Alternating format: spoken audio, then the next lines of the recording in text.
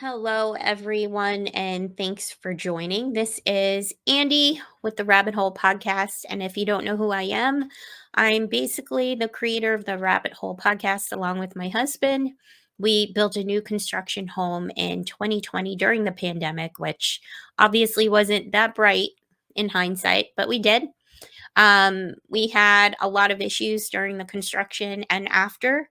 Eventually, our ceiling caved in. We had a couple of fires.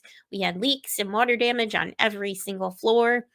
And it's been a nightmare. So we did what most people would do, and we went to the regulatory board in our state. That is the process for consumer protection in Virginia. We are one of only two states that do not allow class action lawsuits. So everything that you file a complaint about, you have to do solo.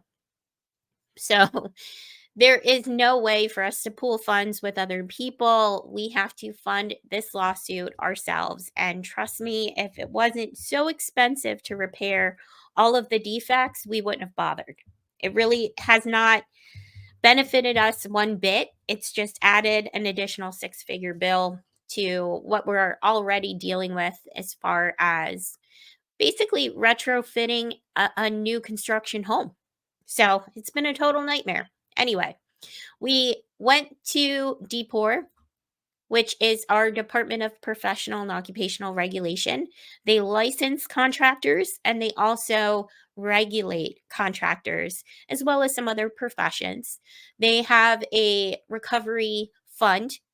And when we started this whole process, it was $50,000. They've reduced it to $20,000. So our attempt to file a complaint was to try and recoup some of the money because our ceiling caved in and we had to pull out all of the insulation. There was mold remediation, a lot of work. So we thought if we went to the regulatory board, certainly when your ceiling falls in and you've only been in the house for a little over a year, it's someone somewhere did something wrong. So we thought they would be able to assist us. But what I didn't realize was they are not necessarily there to protect the consumer, but more of a professional organization designed to gain compliance from the people who license through them. And it's a very thinly veiled farce of an organization that has very little power. They are not able to give you resolution, even if they decide in your favor. They can't force anyone to comply, and they usually refer you to the civil court. So, if you're looking for an actual regulatory board, you know, I'd probably just try to stack the deck before you buy or build a home rather than trying to fix things after, like we had to do. Either way, after our case was decided, I filed a freedom of information request because I just couldn't believe that with the mountain of evidence I handed them, they were not able to come back with any kind of regulatory issues. And I just didn't believe that to be true. So I filed my first FOIA request. I got some documentation. I filed another and said, hey, you guys are still not giving me the full Monty. Then I asked for additional information because that FOIA request referenced other documents that still weren't included.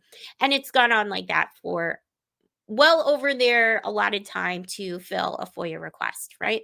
So in this last installment, this is probably the fourth or fifth, I found this document. And this illuminated the entire situation for me. And I wanted to share this with the public because I want you to understand that if you build a new construction home in Virginia where there are no class action lawsuits, consumer protections are extremely light. You need to understand that this is the only recourse before civil court. So this investigation goes, you report your problems to the department. They then hand that investigation document, whatever you hand in, to an investigator. That investigator is responsible for checking all the documentation, for, checking building codes, all those kinds of things.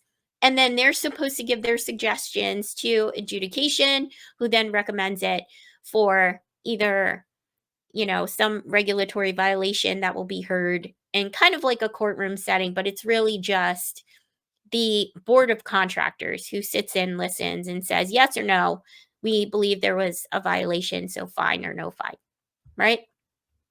Fairly simple. That's a very generalized synopsis. It's not perfect. You can go to their website for the full explanation of how they operate. This is all just my opinion and my experience. I'm not a legal advisor. So do your own research, right? But in the case of my research, I found this little document, and this was given to my contractor right before we had our IFF hearing, which is our fact finding hearing, where they basically say, these are the charges we're going to pursue, and we need a little more information.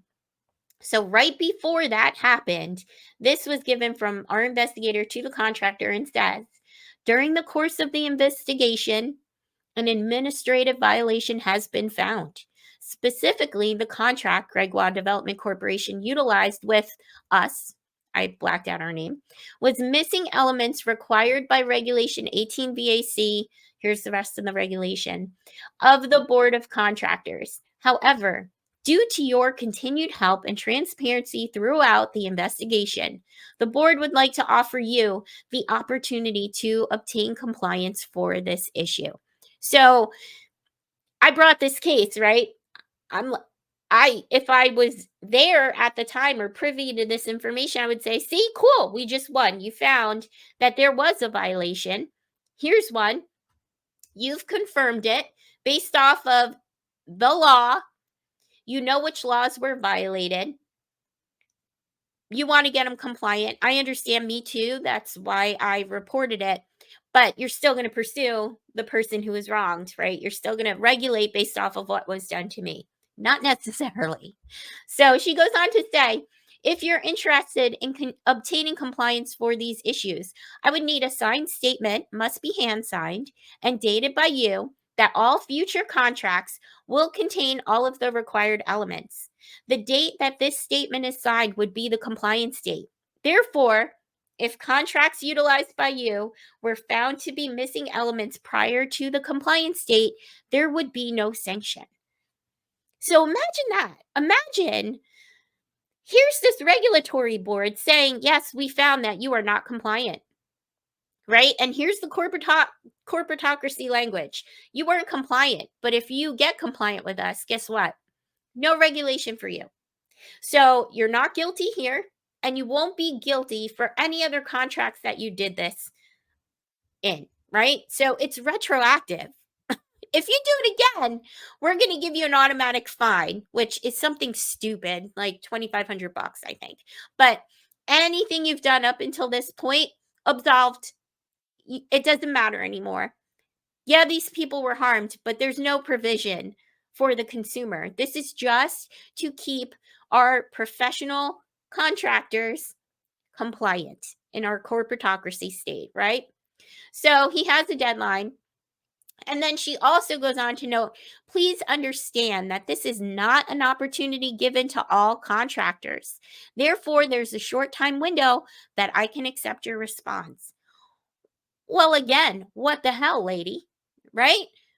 So not only are you wiping away anything he's done wrong to me, but you're saying that not all contractors get this opportunity. Well, why not? Because he's been transparent and compliant? That makes no sense. If they're all paying the same amount of money to be part of this regulatory board, professional organization, why are you giving some members privileges that you don't give to others?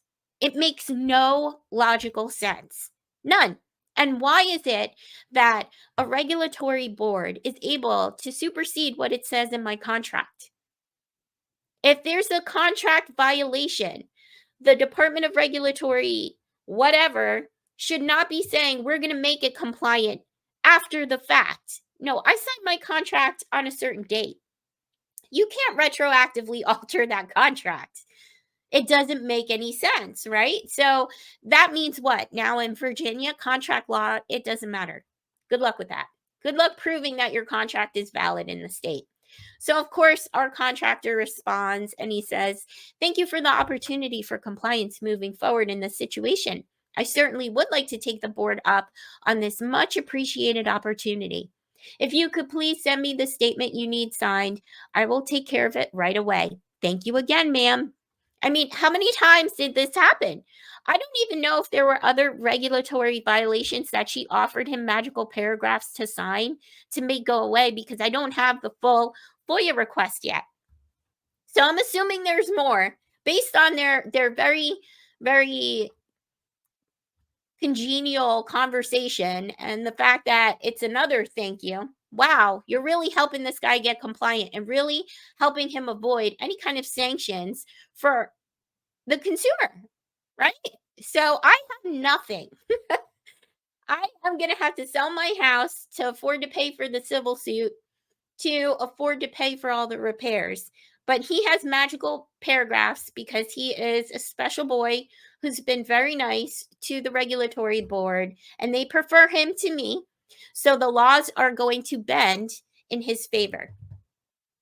And this is in a state where you would think, oh, okay, Virginia, maybe it's liberal. Well, no, it's under Governor Youngkin, right?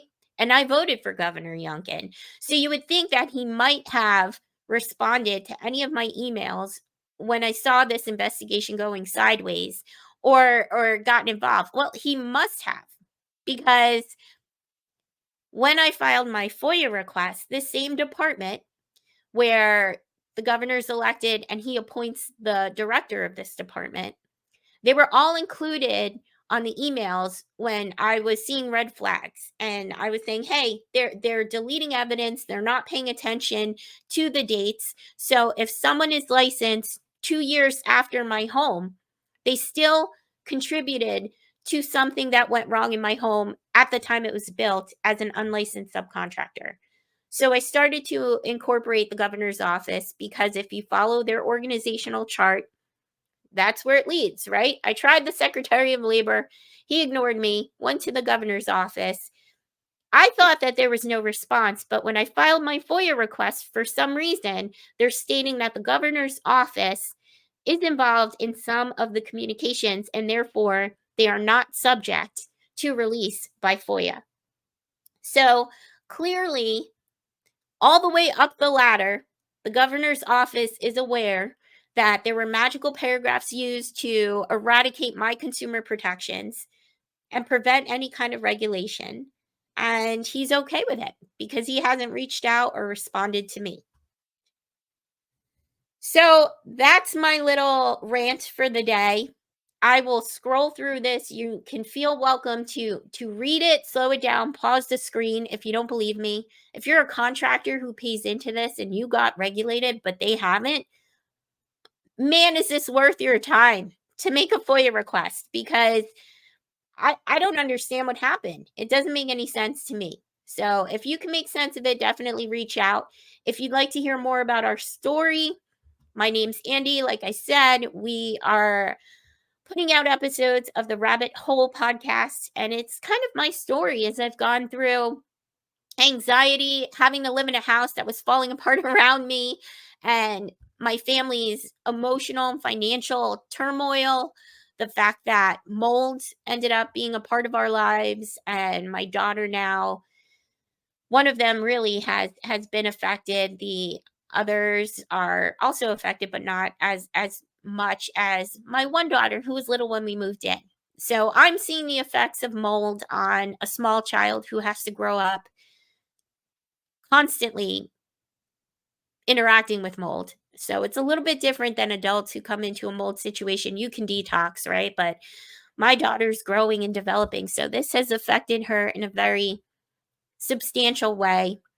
Our builder's taken absolutely no accountability, and we're in the middle of a civil lawsuit, that's probably going to sink us financially. So we tried to do the right thing. We saved, we scrapped our money together our whole lives. We came out of very challenging situations. My husband and I did this all on our own with no family help. We have built our families uh, uh, I don't know, we have built our family from scratch with no parents, no grandparents, no nothing, you know?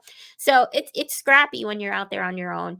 And we thought buying this house was going to be the last portion of us trying to set up our family with some sort of generational wealth, you know? And instead what it's done is it's erased the entire time that we have sacrificed building and working and scrapping and saving, you know, because we're going to put it all into a lawsuit. And I can't guarantee that Virginia is going to protect our rights.